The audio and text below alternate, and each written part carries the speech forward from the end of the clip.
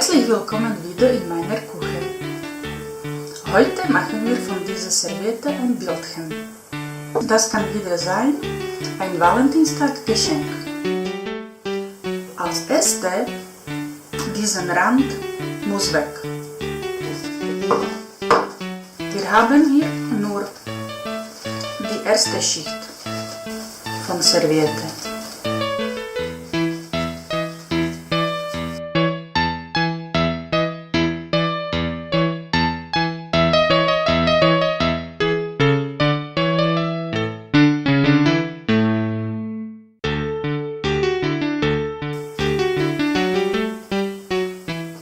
Brauchen wir Kleber. Kleber müssen wir mischen.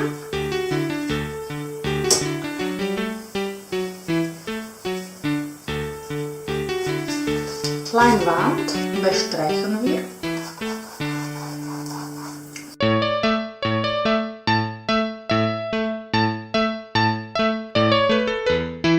Dann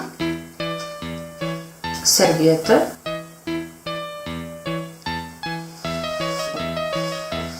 auf den Kleber, festdrücken, Luft muss weg und wieder Kleber. Gesicht machen wir zuerst, weil Gesicht muss schön aussehen.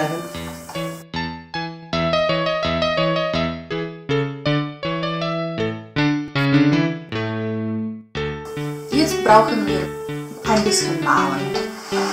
Nehmen wir Acrylfarben mit weißer Farbe. Starten wir auf Flächen, wo keine Serviette gibt.